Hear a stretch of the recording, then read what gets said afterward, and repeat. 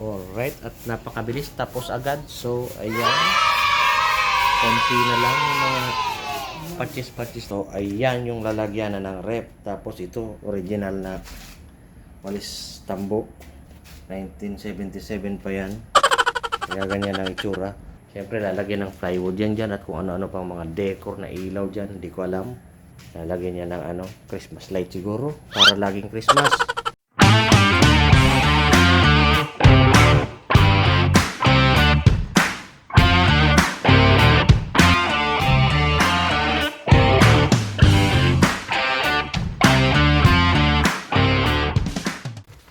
At yan, magandang araw sa inyo lahat. At ngayon, tanghali na, hindi pa tayo nakakapagkuha ng video sa mga ginagawa nila doon kasi nga, na-busy tayo sa pag-asikaso ng mga documents. Kasi flight ko na bukas. Check-in ako sa airline, then nag-e-travel form pa. Tapos, ano pa yun sa? OEC pa. Oh, yan, nakompleto ko na lahat. So, ang gagawin ko, sasakay na lang. At yun na nga. So, saglit. So, at yun, ngayon ay pwede na tayo magsimulang sensya na, medyo mahaba na ang ating mga bigote at buhok. Mahaba na, sa wakas nagkabuhok na ako. So, ayan. So, mag-video na tayo doon sa mga ginagawa kasi tapos na sila ng flooring.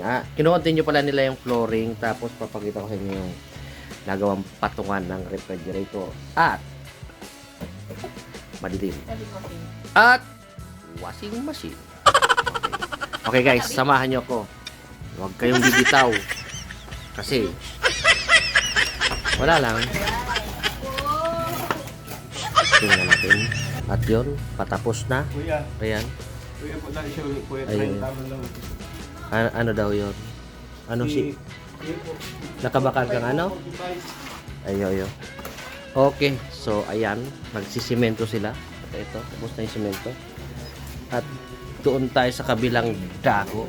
Makita natin yung refrigerator at patungan pala ng ref. Pero wala akong tsinelas, kornihon. Ang dumi at walang tsinelas, okay lang. Ayan na siya. Yung patungan doon ng washing machine at dito. Labahan kung may imamanual na labahan or whatever. Basta may tubig yan dyan pareho. Ayan. Later on, pipinturahan yan. Ngayon, minamadali na kasi bukas na nga ang aking flight. Kaya, lahat ng gawain ay minamadali. Ayan, ito yung naman. Ayan, dahil mapatong yung pangarap namin rep. Pangarap pa lang. At yun, kinokompleto na yung flooring niya. So, pagkatapos nyan, siyempre, patutuyuin. Ito yung remedyohan kasi nga ganito lang siya. Ayan. Kasi pag elbow, bumabalik ang tubig. Ito, 45 naman po yan. ano ni 45 degrees? 45 degrees po. So, 45 degrees. So, pag tutok dito ng hose, diretso na pa ibaba. No problem na. Yung isa, okay lang to kasi flexible hose yan, sasalpak yan. Kaya hindi mag-backflow yan. So, ayan, mga bagay-bagay na konting detalye na susolusyonan agad.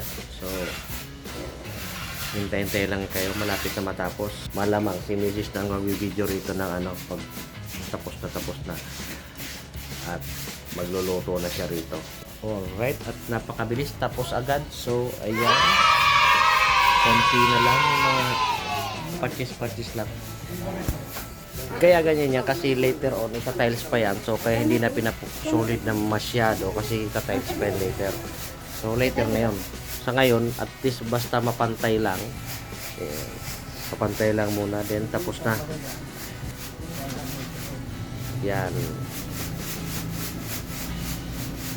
para pino yung buhangin. Mga lang natin yan at malapit na makumpleto yung mga pinagagawa natin. At yun, update lang tayo guys. So, ito. Ayan. Tapos na. Nalagyan na ng natapos na. At yun, lipon.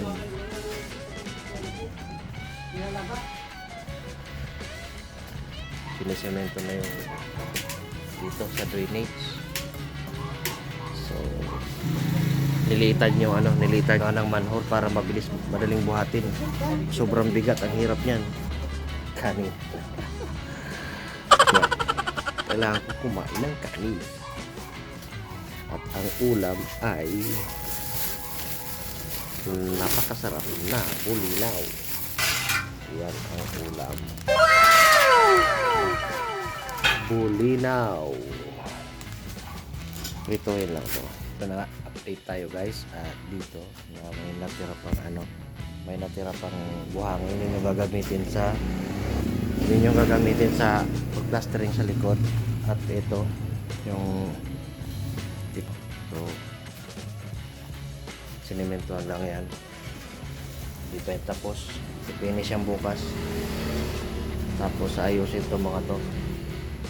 Tanggalin yung mga ayusin yung mga tawag nito. Ayusin yung mga tirang lupa. Lalagay sa likod. Okay guys, so dito naman tayo sa loob. Dito na ako dadaan at sinaraduhan ko na doon. Ay, pinunta pa kami. May pupuntahan pa kami rin sa mga bata. Kaya eto, busy pa rin tayo. At yan, dito tayo sa likod. So, papakita ko sa inyo yung latest update ng Ayan, dito may laba-labahan. Pag may maglalaban ng manual or anything na huhugasan or whatever. Ayan. Dito ilalagay yung washing machine. Dapat ngayon ilalagay yung washing machine dyan. Kaso lang, pinaayos ko pa maigi. Pati yung flooring niya, pinapinis ko na yan. Yung talagang smooth.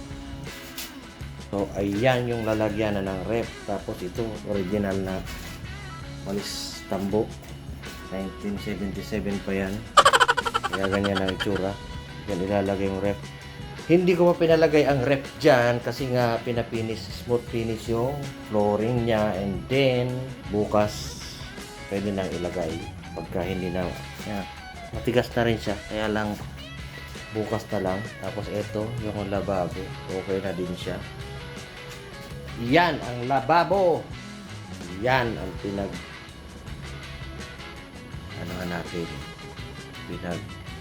pinagtuunan ng pansin. Ayan. So, maganda na siya. Tapos, ayun yung lamesa. Ito. Panoorin nyo rin yung video nito. Pagbili namin ng lamesa. So, ayan. Hindi pa siya ita-tiles sa ngayon kasi gusto ko sabay-sabay i-tiles. Kasabay na silang ita-tiles pag tiles ng loob at itong kusina. Pag nilipat na to, banyo. Kaya ayan. Banyo naman sa ngayon, itong kusina ko kasi gusto ko talaga maayos ang kusina. Tagal ng pangarap na ayusin, ngayon lang namin naayos. So, kaya ayan. Pagbalik ko rito, magluluto ako dyan. Hindi pa tapos itong mga to. Matatapos lang ngayon. So, hindi ko naman pwedeng lutuan agad. Okay guys. Ang galing. Nag-ahit nga pala ako ng aking buhok. Kailangan malinis ang ulo. So, update ko na lang kayo susunod. Siguro, si Mrs. na ang kukuha ng video rito. Tingnan natin. Hanggang matapos yung buong kusina at mailipat yung mga gamit dito. Pati pintura siguro. Kahit pa paano, at least yung mga gamit ay ma-organize na. And then, medyo malaki yung espasyo rito sa kainan natin. Malaki-laki yung espasyo doon at dito malaki na ng espasyo near sa counter natin. Medyo okay. Kaysa dati. Kahit nagpalit kami ng mesa na mas malaki doon sa lumang mesa. At least, mapagkakasya lahat kasi nga itong washing machine nililipat din doon. Itong isa sa labas, yung mga yan, may paglalagyan doon. So, ito, isa, dalawa, mayroon pa sa ilalim ng oven, may paglalagyan siya. Tapos yung ilalim naman, siyempre lalagyan ng plywood yan dyan at kung ano-ano pang mga decor na ilaw dyan, hindi ko alam. Lalagyan niya ng Christmas light siguro, para laging Christmas. Tapos dito, ang ilalim yan, paglalagyan niya ng cabinet para yung mga additional na lalagyanan ng mga plato. Kung may lalagyanan dyan sa ilalim, edi makakaluwag-luwag doon at may ilalagay na iba pang gamit. Okay guys, abang-abangan nyo yan, update sa bahay namin, sa kusina at iba at ano pang mga i-update namin dyan sa loob ng bahay pag nagpagawa kami. So maraming salamat sa pananood at umabot kayo sa dulo ng video na to. So at maraming salamat sa inyo sa patuloy na pagsuporta sa amin at ingat kayo palagi. Mabuhay kayo lahat. Bye-bye.